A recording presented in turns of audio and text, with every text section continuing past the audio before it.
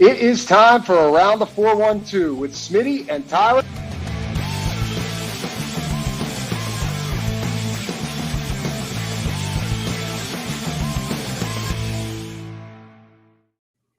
Welcome back to another episode of Around the 412. I am Tyler. With me, as always, is my co-host Smitty. Be sure to follow us on all of our social medias at Around the 412. If you're not watching there already, go subscribe to the YouTube channel. We currently have a giveaway happening over on X. It is the pin post on X on Around the 412. We're giving away a Jared Jones jersey to all of those who follow us on X, and then go take a screenshot and show us that you are subscribed to our YouTube channel. Bonus, not really, if you have the notification bell on, but you will never miss a video if you do that. So go subscribe to the YouTube channel. Also follow us wherever you're listening to the podcast as well. If you prefer that way, listening in the car, go subscribe to us over on Apple Podcasts, Spotify, anywhere you find our podcast, we're there. So go check it out. Also check out the description over on the listening platforms or over on YouTube. We got all the links to our great sponsors, some clothing design, some electrical help. Go check it out. This is the Penguins episode. A lot of hockey has passed since we have talked. We had the longest road trip wrap up since the Penguins have had since the 1997 seasons. The road trip lasted over like a calendar, not necessarily games. So it was 7 games long, but over calendar days between home games was 18 days. So we're talking about well over 2.5 weeks, and I feel like that is significant in and of itself in a way we could start the show. Yeah, thanks. For mentioning that road trip and how poor they have been on that road trip, and yeah, you got to see a game. You got to see a game within that road trip, so that's a plus. Yeah, I forgot we didn't record a Penguin show last week. We did the Steelers one. Nope. Recorded late Monday night, but it was a weird week because you were traveling to Utah for the game. Then I was leaving to go to Indy for the Royal Rumble. So weird week last week. We got the Steelers episode out, but a lot of time going past Penguins wise since we talked. And you know what? Maybe that's why they went on that losing streak. They're like, "Where's Around the 412? They're not talking about us. What's going on?" That's here? True. I think that's a valid point.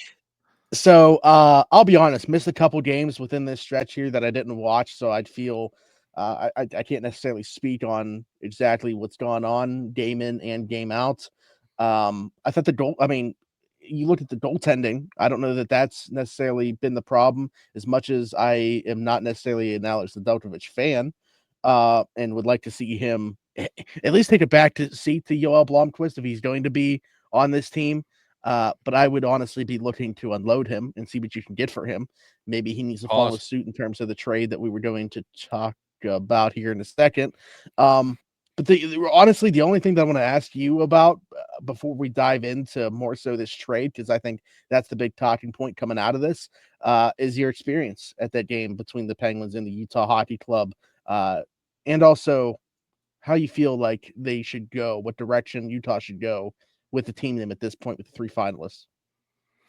Okay, so let me talk about the experience first. As far as I've only been to a few away hockey games, and so as far as like fan excitement, it was pretty fun in the arena. I mean, they definitely put on a good show as far as the on ice entertainment, as far as like what is pregame. Like not necessarily like a hype video, but like it was like a picture on the ice prior to like the game starting, and it just like enters a hype video. Pretty cool. The fans are definitely into it. But I mentioned this to my cousin. There's definitely a learning curve that is still happening in the state of Utah with hockey. Like there's definitely a lot of new fans when it comes to the state of Utah. And I say that because I felt like they have the energy, they have the excitement, and I'm sure a lot of them have the passion or are growing that passion for this team. But you can tell while watching the game, and not only did I go to the Penguins game, but I went to the game on Friday when the Utah Hockey Club played the Columbus Blue Jackets. Oh, that's right, yeah. As well.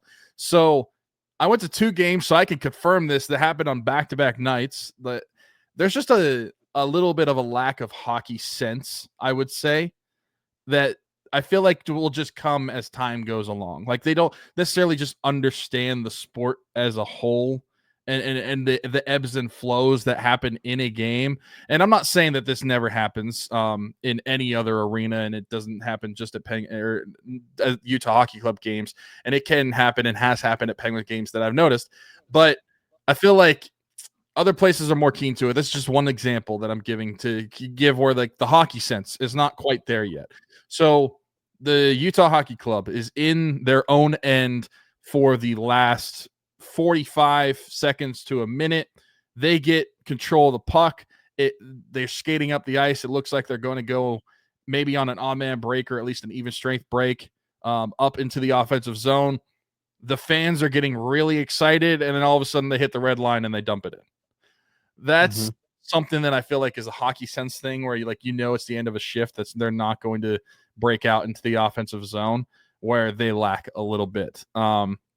Also, I got to mention that the guy sitting next to me, the game with the Utah Hockey Club could not have ended any better because the guy sitting next to me, not only was he yapping the entire game about not just hockey, but anything, to the guy next to him that he brought to the game. He was talking from first puck drop, actually from when I sat down in my seat, literally until the end of the game, did not shut up. But also, with about 5 minutes to go in the game, he said something, and I'm paraphrasing here. He said something along the lines of, I'm a bit disappointed in seeing Sidney Crosby for the first time. I expected more. And literally not even 5 minutes later, you had the overtime goal. And I was so happy that moment happened, especially because in the beginning of that overtime, do you remember whenever, I forget who it was, they had their stick up under Ned's pad and Ned took a swipe at the stick in the beginning of that overtime. I mean, it's kind of like it's just a throwaway thing after the play, so you may not have noticed it, but I definitely noticed it in the arena more. And he got so mad. Now, granted, he's a few beers deep in at this point, but he got so mad because he was just he's like, that's an effing slash. That's why everybody hates Pittsburgh, because they've been getting away with this crap for 50 effing years. And it was so satisfying to me that game ended it the way that it did, not only for the Penguins winning, but also for his comment about Sidney Crosby and being a little disappointed in seeing him for the first time and not feeling like he didn't really do much, even though he had a primary assist on the first goal. But to see the vintage Sidney Crosby goal to end it and him to walk out of the arena quietly was really, really fun. But no, I think Utah is a good place for hockey. I think that they found a good home. I think that there's still some getting used to for a new hockey team. There's never been hockey, at least at the NHL level, in Utah before. They've had back in the day, a WHL team was the highest they got, was the Salt Lake Golden Eagles. And then they currently have the Utah Grizzlies, who are an ECHL team for somebody. I'm not even sure who. Might be the Calgary Flames. But yeah, I think it's a good spot. And as far as the team goes for the names, so I'm assuming you saw the leak that Frank Saravelli put out of the logos with the names. So yeah, Frank Saravelli stinks, but I saw it. Yeah. So I took part in a survey before those logos were leaked in the arena. Oh wow! They had at arena voting for the team, and that's still going on over the next few days at the Utah Hockey Club. But I had to put my phone on a table. I was given a tablet, and I had to go through, and it was which logo do you like better? Which logo with team branding do you like better? And it showed not just on the jerseys, but also with the arena on the ice on merchandise. And it went through every single one, and you scaled it out of 1 to 10. It was going into deep detail about each one. Now I will say, going into it, I was Outlaws all the way. But between the three, and I was happy that it got switched. So the first game of voting was actually that Penguins game. They had Utah Hockey Club, Utah Mammoth, and Utah Wasatch as the three options. Utah Wasatch, after one game, got nicked so fast and yanked out there and got Outlaw in there. For me, Utah Outlaws was the best name because I think Utah Mammoth is just not that great of a name, especially if you're going to make it Mammoth and not Mammoths, like plural. I think the singular Mammoth just doesn't really make sense in my mind. And Utah Hockey Club, while I think it's fun and unique, kind of like the Washington football team, I wish they were that instead of the Commanders. It kind of just boring at this point. But once I actually did the voting and I saw the logos, Utah Outlaws is definitely the worst logo, like by far. It's literally from EASHL. Yeah, it's by far the worst logo. That's why I said going into the vote, Outlaws was my pick. And I think as far as team name goes, Outlaws would still be my pick just as far as the team name goes. But I think the Mammoth logo looks good. And I do think that they didn't get Yetis because of the whole they couldn't figure something out with trademarking with Yeti coolers. And that's why it's not an option. So they were able to put the logo with the Yeti if they kept Hockey Club and have like the mountains coming out of the back of the head and the neck. Like I thought both of those logos looked way better than the Outlaw logo. Ultimately, I think the team name is going to end up being Mammoth, which after looking at the logo, don't hate that. But the sense in the arena and listening to the Utah fans, there are a lot of people that want Mammoth. And there were people that they were so showing on TV that were dressed like Mammoths. Yeah. And the guy that was a couple people in front of me in line was vying for Mammoth so much. If you said Outlaw or Hockey Club, you were an idiot to him. You were the class clown. And he was like trying to be like a salesman to buy votes as to why Mammoth should be the pick. He was going into it so much. But yeah, I think they're going to end up being the Mammoth. And I think that as far as like the colorways go, I think that makes a lot of sense. And I actually did see somebody say if a MLB team ever came to Utah, maybe they could use the name Outlaws there and have a better color scheme for Outlaws in that. But I think they end up being Mammoth. As far as the team name goes, Outlaw was my pick, but Mammoth is what I think they end up being. Okay. Yeah, I think that's fair. I'll be honest, like out of the names given, I was like, man, maybe we should just stick with Hockey Club. Brother, like I don't know, 100%. I agree with you 100%. Like I think Hockey Club is probably better as a name overall than the other two. But if you're picking a mascot, Mammoth is what I think they're going to be. That's the thing is like hard to brand around just being Hockey Club. The one that I wanted that didn't make like the final cut was Venom, and then I also liked specifically because they could have done it because there's a specific rattlesnake that is like native to Utah that they could have played it off of. But also if they wanted to play it off the mountains, which is what Wasatch is, because that's the name of the mountain front where Salt Lake is. I would have preferred either Utah Powder or Utah Black Diamonds. Black Diamonds was my original day one pick for the name because Black Diamonds, skiing reference, mountain reference, I thought it sounded good and I thought you could have branded it well, but obviously didn't make it through the voting. Yeah, I don't really like any of it. So, but either way, they're gonna have to pick something. We'll see how it turns out for them. But yeah, no, that's cool. It's cool. You got a fun both 3-2 overtime losses for Utah in those games that you saw. Yeah, and the first game that I'm not there, they get an overtime win. So my cousin told me I'm just a surefire overtime loss for the Utah Hockey Club. If they want a point, but just 1 point, I need to be in attendance. There you go. I guess, I mean, it's in some perspective, you are a game changer. What's going on, everybody? Smitty from Around the 412, and I just want to take a quick second to give a shout out to our folks at Game Changers. Their logo on the screen right now, right above my microphone. Over 2,000 different designs in their catalog. Luxury heavyweight material. I am wearing one of their shirts right now. Best vintage t-shirts in the game. Head over to gamechanger.la or pick6.la to pick up some shirts. And guess what? Use code AT412. Save yourself $10 on your order every single time. Again, gamechanger.la or pick6.la. Best vintage t-shirts in the game. Check them out. Not much else to talk about on here. So where did you go? No, I'm kidding. We haven't talked about the trade that the Penguins made because we didn't have an episode since then. So over the weekend, it happened. Marcus Pettersson finally traded. We knew that this one was coming, didn't know when it would come. Honestly, kind of thought they'd hold on to him right up until the deadline, just because you never know who's going to end up all of a sudden being a buyer because of injuries and stuff like that. But all along, we've talked about Vancouver making sense.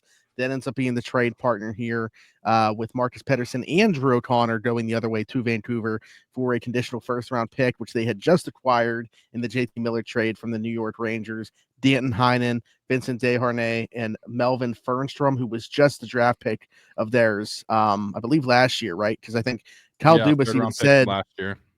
Kyle Dubas even said that they were considering him as one of their second-round picks. They ended up obviously not going that direction, and honestly, the return on investment that it looks like the Penguins might get from those second-rounders, specifically with Harrison Brunick, is looking pretty good. So good thing they went that direction, but I definitely don't mind adding a guy like Melvin Fernstrom to the prospect pool here. What do we make of this trade? Is getting the first-round pick, obviously, right off the bat. Now it's conditional. It's protected, so we'll see depending on how the Rangers finish this year, whether it will be in 2025 or 2026 if they get that first. But what do we make of this? I think it's a great trade for the Penguins. And you look at what they're moving out, a guy that's on an expiring contract and someone who, if the Penguins were more competitive, I would have liked to have re-signed. But we've talked a lot about, especially if you listen to the Steelers episode, people playing maybe the better parts of their careers already. Maybe there's been a hint of that with Marcus Pettersson as well. And so if you don't want to get into a Brian Dumoulin situation, I mean, this is a good move, and it makes sense for the position the team is in, the rebuilding phase of this team. And I just think that Kyle Dubas, quite frankly, knocked it out of the park. And you add on, you kind of killed two birds with one stone, so to speak, in terms of like players that could have been moved out. We talked about Drew O'Connor as a possibility as well. So seeing both of those guys out is not surprising. What they were able to get in return for those two, I just think Kyle Dubas knocked it out of the park because of mainly that first round pick. Like Vincent Desharnais, whatever. I mean that's fine. You add a defenseman. Yeah, probably making a little bit too much money, and I think that's why people were like, maybe this is why they were able to get the return they did, because his contract's not great, makes $2 million this year and next, and then you got Danton Heinen making probably a little bit more money than he should, but like, yeah, I still love the deal. But go ahead. I just looked at those two as like, you moved out a defenseman for a defenseman who's like, is he making a little more than he should? Probably, but like, it's not terrible. And he's only on there for one more year. Similar with Danton Heinen, making a little more than he should. Yeah. But I don't think that they're terrible situations like the Penguins have had in the past with contracts. And you're familiar with Danton Heinen, you know what he can bring. I liked him as a player overall when he was his first stint in Pittsburgh. And so I think that if you have him as a bottom six forward, middle six forward, that's fine. And then Melvin Fernstrom, pick last year, Kyle Dubas obviously liked, but the main thing is getting that conditional first. Now, the condition on that first is if that pick turns into a top 13 draft pick, then the Rangers get it this year and the Penguins get the first round pick next year. But if it is 14 or 15, then or any lower, I guess I wouldn't be higher, but any lower, then the Penguins get the pick this year. I just think that's great. We debated on whether you could get a first round pick for Marcus Pettersson. I was leaning towards no, but I thought that if any team is willing to, like, you never know what you could get out of a team. And of course, it's going to be Jim Rutherford sending over another first round pick because he just can't help himself. But I thought Kyle Dubas knocked it out of the water. I just realized something. I don't know if it was just on the last Penguins episode that we talked about, but I mentioned if we add a sweetener to Marcus Pettersson, do you think we could get it first? But the thing is, I said Anthony Beauvillier, so it's Drew O'Connor, but not Beauvillier, but it's still same result that I was talking about. Same idea. Yeah. And I think that it worked out to the Penguins' ability, like getting a first round pick in a draft where you are already going to have a first round pick in the top 15 at this point. I mean, that's where we expect. And if the Penguins play their cards right and get lucky enough, I mean, you could be talking about a top 5 pick in this year's draft having play their cards potentially- right. It's funny that playing their cards right is just losing. well, and so like that's the thing too, is like, talking about the Penguins is we have talked about, and not the Penguins aren't exclusive to this. We've talked about it with the Steelers and the Pirates. Like, is it just in their best interest to not win more games? And it's always been a difficult conversation to have because the teams have always been, well, maybe not the Pirates, but the Steelers and the Penguins have always been in situations where it is more beneficial for them to win games in our estimation than it is to lose games. But like, I feel like where we're at in this season and where we're at just in the mentality of this Penguins organization and where they are in their rebuild, it makes so much sense that they just shouldn't win another game. Now, obviously, in a game-to-game basis, I'm going to want the most competitiveness I can out of the team.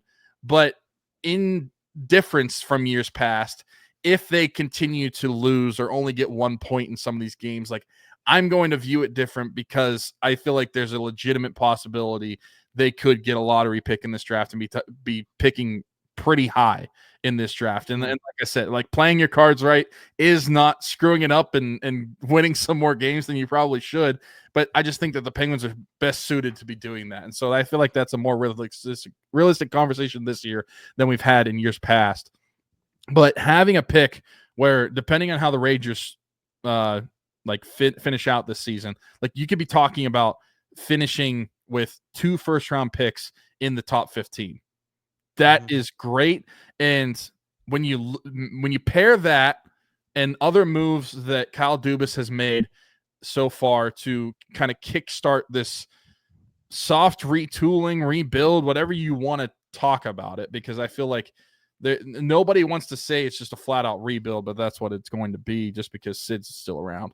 I feel like, and I said this on X earlier this week, looking, and maybe it may be an overreaction because of recency bias, but looking at what you're getting from your goaltending in your organization, not necessarily at the NHL level, but looking at what Blomqvist had done earlier this season and what he did at Wilkes-Barre, and then Murashev, and looking at what you're getting from an organizational level at goaltending, looking at what you're getting from some of your prospects down in Wilkes-Barre, like Vili Voikunin and Ponomarev recently. If the Penguins are, and Kyle Dubas specifically, are smart about their draft picks and the moves that they make over the next season or two, I don't think it is out of the realm of possibility that this team does not have to be that bad for that long. I think that you could see a quicker rebuild than some may expect if they play their cards right. And I know I said that earlier about losing, but like if a lot has to go their right, like a lot of chips have to fall. A lot has to go the right way. But I think there's a realistic path to the rebuild not being a grueling 4, 5, 6 years. Like you could see 2 to 3 seasons and the Penguins could be competitive for the playoffs again. Yeah, and I think that that's kind of been, I don't want to say the idea. We don't know what those conversations are like behind the scenes, but at least with the actions, it certainly seems like that's the idea, is to try to be like, we understand that we're not going to be competitive the entire way through this window that we have Sidney Crosby left. But, if everything goes right, maybe we do still have 1 or 2 years on the end of it before he hangs them up. So I don't know. I think that you're right, though. Each step of the way, when I look at the moves the Penguins are making compared to like the rest of the league, like Jim Nill, who is a former GM of the executive of the year in the NHL, traded a first-round pick for Michael Granlund and Cody Ceci. Like when I look at what Dubas has done compared to some of these other GMs that are making moves, I'm gaining more faith, I think, with each passing move in Dubas's vision. I know that we're not there yet. And I know, we could go back to his first free agency with Ryan Graves and Tristan Jarry, obviously. But I think that all of a sudden each move has restored faith. And I think that maybe he is the right guy to be leading this. Maybe he does have the right vision. It's not going to be overnight. No, it's not going to be overnight. And I just think that the stars are aligning in a way where it may not just be as long as what was anticipated or what most people thought it could be. Yeah. I mean, I won't even say post Sidney Crosby because we have no idea how long he's going to actually play. He's on the books for another 2 seasons after this. But if you tell me that he's playing past 40, I'm still going to believe you because he's still over a point per game player at this point in his career. But speaking of Sidney Crosby, he is somebody who over the past 2 seasons and continuing into this season, if you're counting this as a third, has not missed a game. And in the fact, he has not missed a game since early in the 2021-2022 season. So you're going back over 3 calendar years since Sidney Crosby has missed a game for the Pittsburgh Penguins. And right now he's dealing with an upper body injury. Had a little bit of a collision the other night against New Jersey. Looked like it had something to do with his wrist or elbow or something going on, and kind of got stuck in between a couple of New Jersey players. And now that streak is potentially going to be broken, and we could see Sidney Crosby miss his first game in over 3 years. So what you're saying is the last time Sidney Crosby was hurt, the Penguins made the playoffs. Yeah, I mean, that's a but that kind of goes against the thought process I had a little bit ago. But absolutely. And him and Gino, because Gino, prior to getting hurt this year, they both played 82 games last season. We were talking about like how much of like rarity that was for anybody to play 82 games, but let alone those two guys. Yeah, obviously that's massive. You know, we'll see if he misses any time. Mike Sullivan kind of said like, hey, pump the brakes when he said, you know, what does an absence for him look like and how do you kind of fill out the lineup without him? Mike Sullivan kind of said pump the brakes on that. So we'll see if he misses any time. They do have the extra day off, couple days in between playing. It didn't look good when it happened. I was honestly super concerned. And then he comes back into the game and I was like, oh, geez. But then, you know, like didn't look super effective. And I don't even know how to evaluate the shootout because like he's not a creative guy in the shootout seemingly anymore anyway. Nobody on the team is. I put out yesterday, I'm pretty sure they haven't won a shootout since 2017. Don't fact check that. But like I just not just him, it's everybody within that. But for him specifically, he didn't look like himself, and wouldn't surprise me if he does miss some time here. But you know, I don't know what to make of it. It's tough because we've seen guys return to a game and then miss time and then miss significant time. It can kind of like, you know, domino effect itself if you were to try to play through it. So it's pointless too right now, like exactly with what we're talking about. If he's dealing with something, makes absolutely no sense for him to try to gut it out with where this team's at. So that's kind of where I'm at with it. I was trying to find the Penguins lines at practice today because I saw a post on X and I can't remember who actually posted it, but someone said that this might be the worst team the Penguins have had as far as like the lines at practice today goes in the last like 20 years. It's probably what I mean. It would certainly rival 2011 when they both were missing time, but at least on those teams you had like James Neal. Although I mean he was probably the only one that was like a good player, right? Or no, Jordan Stahl would still been on the team at that point. So I don't know. It's got to be up there with those teams. It's got to be up there with that team where, you know, Fleury stole the show, got bounced in the first round of the playoffs by the Lightning. Yeah, I'm disappointed that I can't find it because looking at the lineup, it was awful for how bad it is. Because they had Kevin Hayes at first line center. Yeah, a guy who's been scratched at times this year. That's pretty insane. I found it.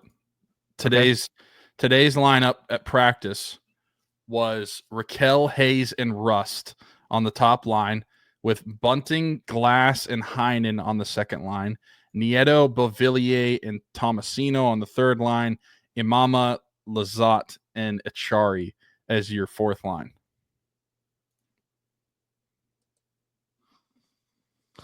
Yeah, it's not great. I'll be honest. I think that's probably better than the 2011 team when they were both missing, though, because of Raquel and Rust. Raquel, Rust, and Bunting would probably make that 2011 team look so much better. Yeah, I mean, that's true. That's a good point. But I mean, 2011 is a long time ago. So, like, at least within the last decade, probably is the worst lineup they could throw out there. Yeah, probably. But all right. Anything else?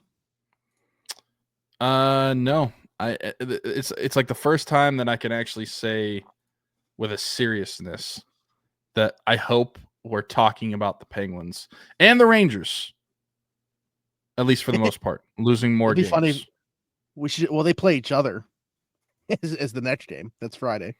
So, we'll see how that Maybe goes. the Penguins just got to be like point watching because I'm assuming that maybe they want the pick in next year's draft because I think next year's NHL draft is supposed to be better. Okay. It's super rare. Like I feel like you don't really see it, but say they did have 2 top 15 picks or just 2 first-round picks in general. Do you think they would entertain the thought of moving up if it is a more shallow class this year? I think it depends on how high that first pick is. Like I think if you're talking about like where they are pick like say they're somewhere between 7 and 10. If they end up finishing somewhere between 7 and 10, then yes, I would say that I think there's a realistic possibility. Maybe you trade pick number 8 and pick number 15, you move up to like 4 or 5. Yeah. But I think that like if you're talking about the Penguins picking like 3 to 5 or even higher, well, even higher, they're probably not moving up. But like if you're picking 3 to 5, I don't think they're going to move up at all. Yeah. Anyways, they play the Rangers and then the Flyers, and then they're off until the 22nd. So we'll talk about those 2 games next week, and then I'm not sure what else. So got a little bit of a break coming up. I guess we could talk about the 4 nations, but and how the Penguins are performing in them. That's another thing. Is Crosby going to be able to partake in that? That would suck for him. Yeah, he's the captain. Yeah. Anyways, Penguins are in their 45. They had 45 games with him as captain, and they are 41-4 in those 45 games. Wow. I mean, you have to add a little bit of an asterisk on it because it is Team Canada. Yeah. And their fourth line people are first line centers on teams, but still. Pretty impressive stuff. Just like your haircut will be impressive if you go to Keeks Barbershop. Smitty from around the 412 here, and while I may not have much hair, the hair that I do have will not be cut by anybody besides Keek at Keeks Barbershop. My friend Christian Circle, been with us since day one. Keeks Barbershop, located 401 Burkitch Way, Suite 2 in Beaver, PA. Download the app The Cut, book an appointment with Christian today, or you can do walk-in with Tony or Ashley. But again, Keeks Barbershop, 401 Burkitch Way, Suite 2 in Beaver, PA. Go check them out. Old school vibe in there. Absolutely love it. Cannot recommend them enough. Wouldn't go anywhere else. Maybe I'll see you there. It's also funny. We were plugging a YouTube giveaway that we're running on Twitter for a Pirates jersey, Jared Jones autographed jersey. The one sport that we have not talked about in months. Like we've been recording weekly shows for the Steelers and Penguins, Pirates on the back burner. We'll get back to it, unfortunately, in the near future. But for right now, we got that giveaway going. If you're also a Pirates fan, get in on the action. Hey, go follow they us haven't over given us anything to talk about, to be completely fair. Yeah, that's true. We could have made a video about Spencer Horwitz, I guess, that trade, but so disappointing. The only notable thing that we probably could have talked about is Paul Skeens winning Rookie of the Year. Yeah. But anyways, be sure to like, subscribe, hit that notification bell here. Leave us a 5-star review and subscribe if you're listening on one of the audio platforms, Spotify, Apple Podcasts, wherever you get your podcast from. Search Around the 412. You'll find us over there. Check out the description wherever you are watching or listening. Bunch of links in there from all of our sponsors, including right above Tyler right now, Marcello Electric. That is his logo. Our friend Brandon Marcello, a.k.a. Boots. Marcello Electric in Beaver, Allegheny, Lawrence, and Butler County. Whether you're residential, commercial, or service calls, feel free to reach out to him. The link in the description will take you to his Facebook, so you get his email from there, or you can reach him directly, 724-614-0611. Again, Marcello Electric, 724-614-0611. Be sure to hit him up. That logo is pretty sweet. He's got that on some merch. I might need to get some of it. Anyways, if you want our merch, Going to be tough to get within the next couple months. Our friend Haley Wagner, small business, everything custom designs. She's having a baby, so she's putting orders on hold for a couple months. Selfish, I know, but she'll get back to it at some point. So if you want to reach out to her, she can add you to the list and eventually get something out to you. I'm actually wearing a hoodie right now. I didn't even realize that. I didn't really flex that on the Steelers show when I mentioned it, but anyways, so do that. DC4L Customs, if you want our shorts, that is also down below. And then GameChanger.la, Pick6.la, shirts over there, not ours, but there's shirts over there that are pretty sick, oversized tees, and you can save $10 over there when you use code AT412. Over 4,000 different designs now in their catalog, so be sure to check them out. And then follow us on everything at Around the 412, whatever social media platform you got. You can find us there, unless it's Blue Sky, but find us everywhere else. For Tyler, for Smitty, this has been the Around the 412 Penguin Show. We'll see you next time. Bye-bye.